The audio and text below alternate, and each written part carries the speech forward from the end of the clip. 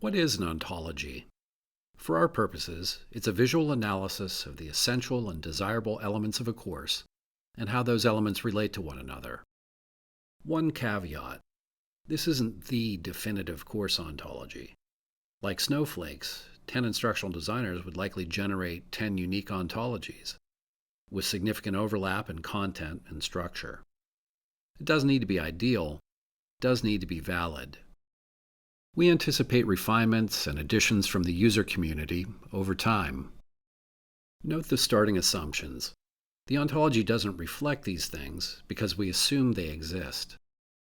At its core, then, a course has outcomes, pedagogy, structure, instruction, content, and assessment. We'll start with outcomes and move clockwise around the diagram. Every course should have several clear, specific, well-thought-out course goals. Goals are broad statements of what the student will know or be able to do by the end of the course. Learning objectives are more narrowly focused, specify observable student performance, and are usually associated with a lesson or a week of instruction. Some courses may have additional objectives beneath the lesson level, but most do not. Pedagogy is the method and practice of teaching, strongly shaped by one's underlying beliefs about the nature of learning. Every course has a pedagogy driving it, whether implied or stated, whether consciously applied or not. Most often, course authors follow a custom approach, essentially formulating it as the course authoring unfolds. Another option is to follow a recognized, validated approach, such as the Understanding by Design framework, or UBD, better known as backward design. Our Office of Digital Learning has adopted UBD as an excellent pedagogical approach, and we know that other Penn State digital learning units also use it. Here we show a crossover convention between pedagogy and outcomes. Stage 1 of the UBD process is to identify the desired results, an interrelated set of pedagogical elements. Desired results function similarly to the traditional articulation of course goals and learning objectives. The crossover shows that UBD's desired results are part of a pedagogy but lead to the generation of outcomes.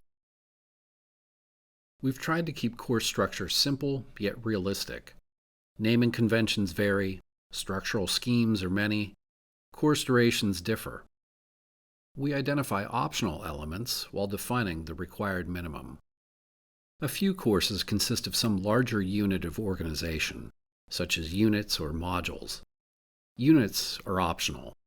If used, they have content implications we will discuss under content.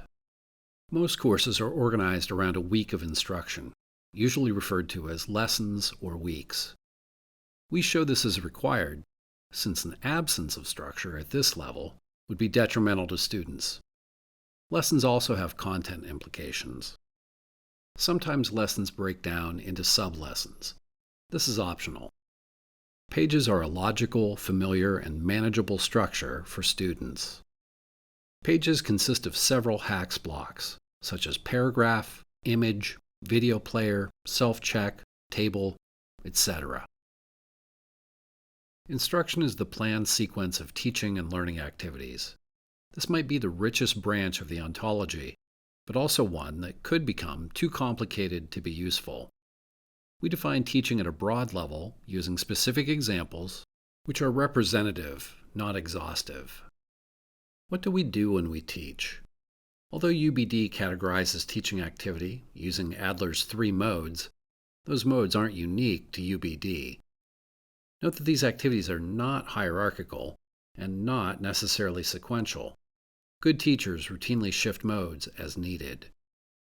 Direct instruction is the straightforward relay of information, lecturing, explaining, illustrating through examples, etc. Facilitation is any guiding activity in the nature of a Socratic dialogue with students.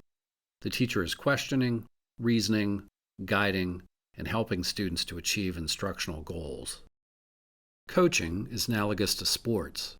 Students perform assigned learning tasks, receive feedback and remediation, and perform again to demonstrate improvement. Common examples of direct instruction are demonstrations, modeling, lecture, readings, etc. An example of modeling would be providing the solution steps to a problem, or articulating your reasoning process so that students can refine theirs. Facilitation is the heart of teaching. A teacher can't merely tell someone an understanding. The students need experiences that lead them to achieve that understanding. One observation: facilitation activities are ideally suited to pedagogical templates we could provide in HAX. Note the pedagogy instruction crossover with UBD Stage 3 here, planning the sequence of learning experiences. All three teaching modes would be included in the learning experiences, but especially facilitation. UBD uses the where-to metric to ensure the inclusion of the 13 best design characteristics of all courses. Coaching activities are more familiar to us. Formative assessment uses a wide range of methods to evaluate student learning in progress and make appropriate teaching and learning modifications. Formative assessment is greatly underutilized, another huge opportunity area.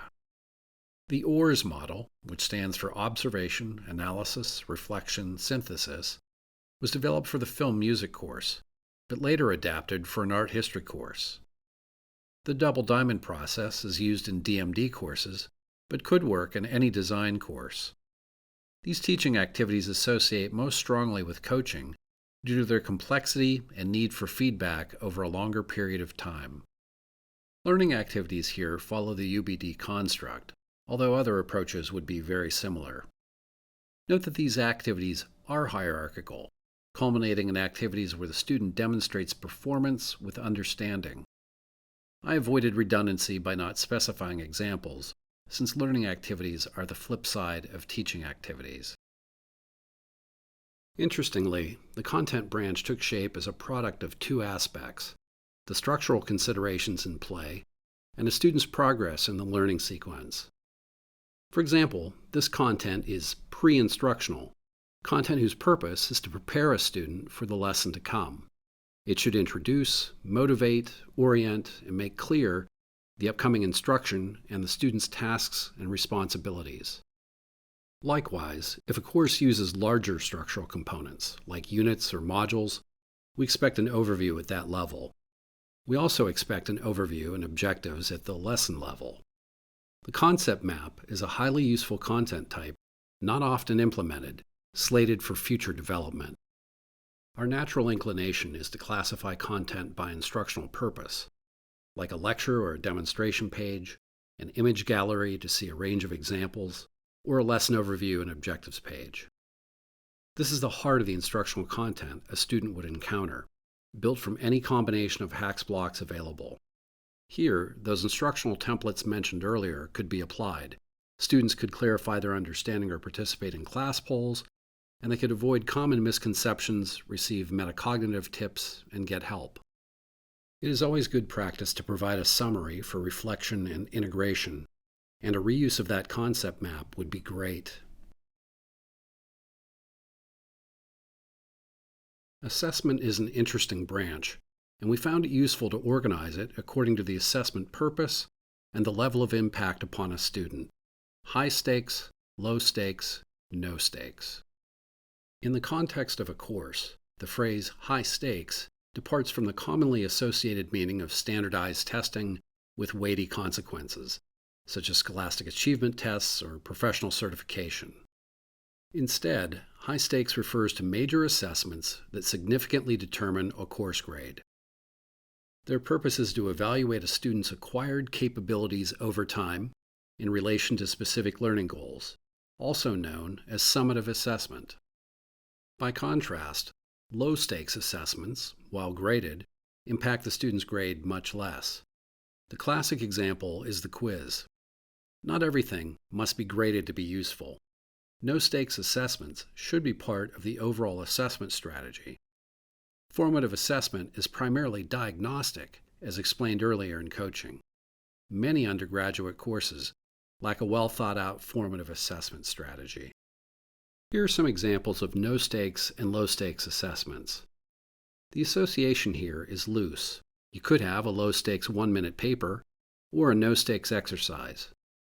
Note that professors at Harvard have called the one-minute essay technique one of the most effective innovations in their teaching. Here are the three classic high-stakes examples: assignments, projects, and tests. The third UBD crossover is between pedagogy and assessment. Stage 2 of UBD is determining acceptable evidence of understanding. The nature of that evidence is embodied in properly aligned assessments. For students to authentically perform, they need realistic, real-world contexts, such as those provided by the GRASPS assessment, which stands for Goal, Role, Audience, Situation, Performance, and Standards. Finally, UBD defines understanding as a set of 6 interrelated abilities, as shown here.